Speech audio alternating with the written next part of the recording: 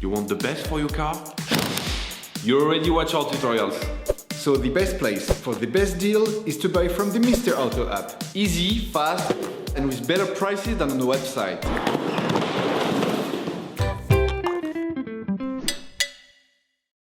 You will find the bulk brake discs and pads used in the video exclusively on the Mr. Auto website and through the link in the description. Turn your engine off. Pull up the handbrake. Pull on the bonnet release lever and open the bonnet.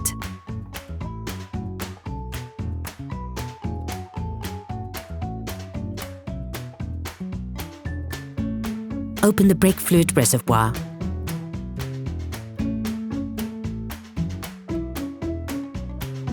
In order to change the rear brake discs and brake pads on your vehicle, you must first lift the rear of your vehicle and remove the wheels to gain full access. Loosen the stud bolts on the rear wheels, raise the front of the vehicle and put it in the two-axle stands. We strongly suggest watching the tutorial, raising your vehicle safely before carrying out this step.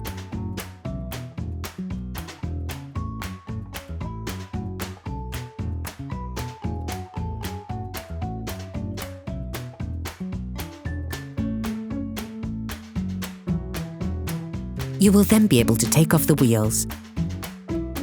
Don't forget to slide them under the vehicle.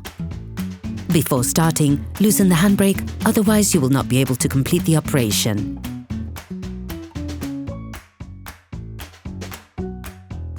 Loosen the brake caliper. To do this, use a 13mm socket wrench as well as a 15mm spanner and remove the caliper mounting bolts.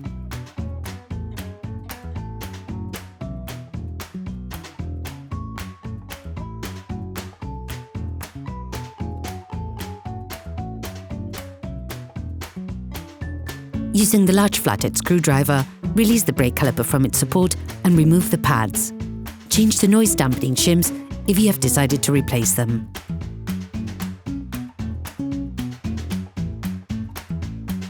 Using a wire brush, clean the edges of the brake caliper mount where the brake pads go.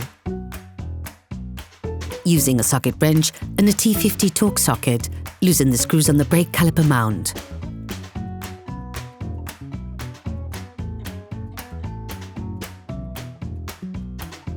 Remove the screws and take the brake caliper mount off.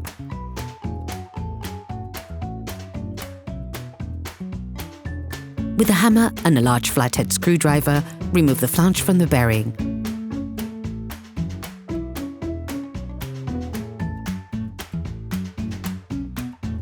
Then, using a T-handle wrench and a 32mm socket, unscrew the nut on the hub.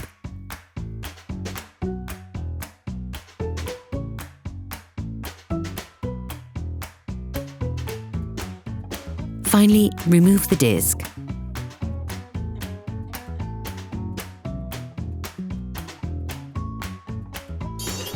Please support us. Subscribe and like the video, that will be really cool. Take the new brake disc. Before installing the new disc, it is vital to clean it using brake cleaner and paper towels to take off the storage paraffin. If your new disc is painted, you can place it directly onto the wheel hub. Remove the bearing protection cap. Place the new disc in place. Be careful, as this disc model has an integrated wheel bearing.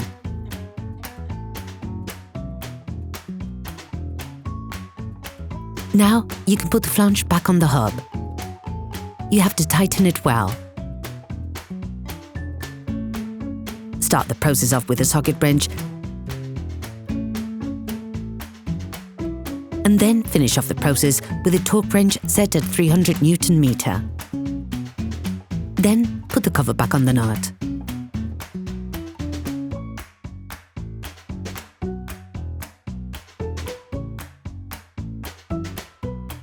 Reassemble the brake caliper mount once again, starting the screwing process by hand and finishing with a socket wrench and a T50 Torx socket to fix them in place.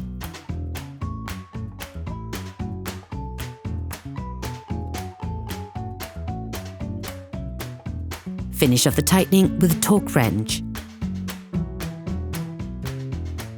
Put the piston back.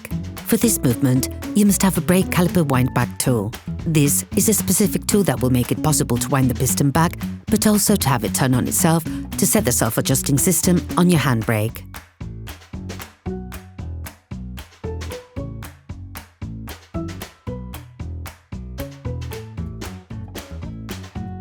Take the new brake pads.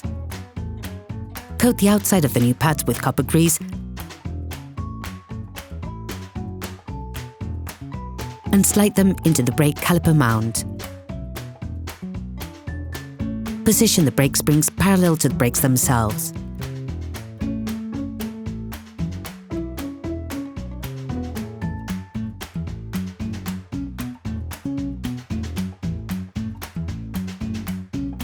Put the brake caliper back in place and screw in the caliper mounting bolts.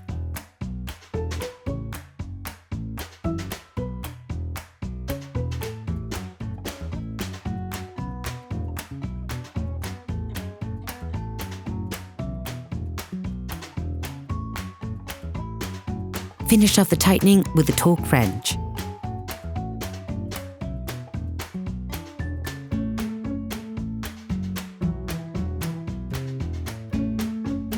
You can now repeat the operation on the other side. Put the wheels of your vehicle back on and lower it to the ground.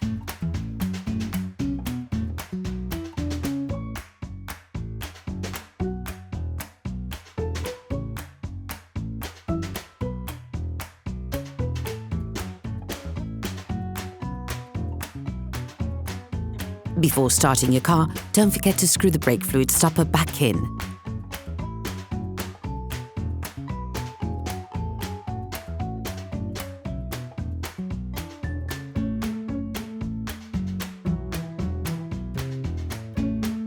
Be careful. Before using your vehicle again, start your car and pump the brake pedal a few times to bring the brake pads together again. Try to drive smoothly and avoid sudden braking for the first 50 kilometers or so to avoid glazing the new pads. Operation completed.